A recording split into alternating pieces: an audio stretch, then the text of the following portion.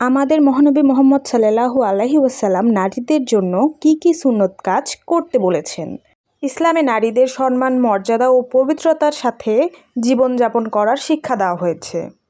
মহানবী মুহাম্মদ সাল্লাল্লাহু আলাইহি ওয়াসাল্লাম নারীদের এমন অনেক সুন্দর আমল ও সুন্নত শিখিয়েছেন, যেগুলো একজন নারীর জীবনকে সুন্দর ও বরকতময় করে তোলে।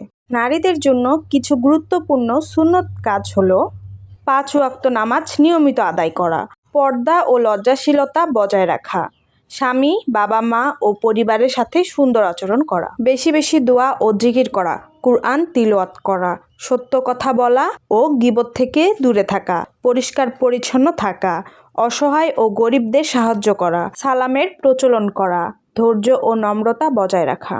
মহানবী মুহাম্মদ সাল্লাল্লাহু আলাইহি ওয়াসাল্লাম নারীদেরকে বিশেষভাবে লজ্জাশীলতার ও উত্তম চরিত্রের শিক্ষা দিয়েছেন, কারণ সুন্দর চরিত্র একজন মানুষের সবচেয়ে বড় সৌন্দর্য।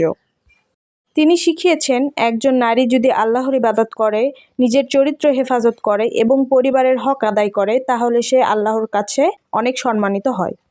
ছোট ছোট সুন্নত অনেক গুরুত্বপূর্ণ। ডান হাত দিয়ে ভালো কাজ শুরু করা, খাওয়ার আগে বিসমিল্লাহ বলা, ঘুমানোর আগে দোয়া পড়া, হাসি মুখে কথা বলা, কাউকে কষ্ট না দেওয়া।